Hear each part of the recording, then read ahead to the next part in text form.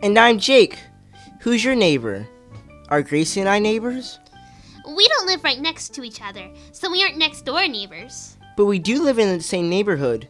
So is that enough to make us neighbors? What about Jake from Ohio? He lives about 15 minutes away from us. Is he our neighbor?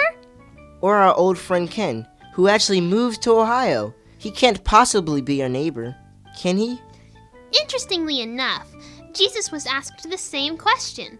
After a teacher of the law said we should love our neighbor as ourselves, he asked Jesus, "Who is my neighbor?" Jesus replied not by answering who our neighbor is, but rather explaining how we could be neighbors to others.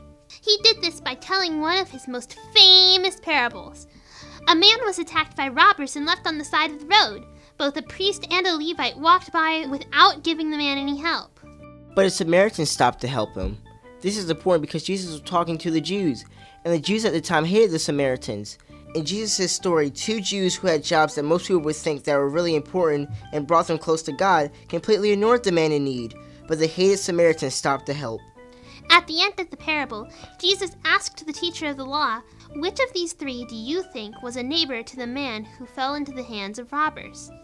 The expert in the law replied, "The one who had mercy on him." Jesus told him, "Go and do likewise."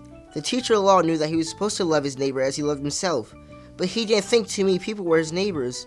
When he answered Jesus, he couldn't bring himself to say the word Samaritan. He hated them so much.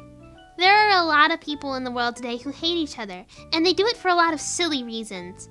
But we should love each other regardless of our race, what country we come from, how much money we have, how far we went in school, or even what religion we practice.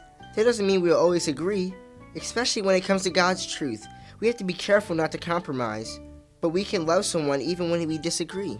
So if we see someone who is in need, even if it is someone who has said or done mean things in the past, we should love them.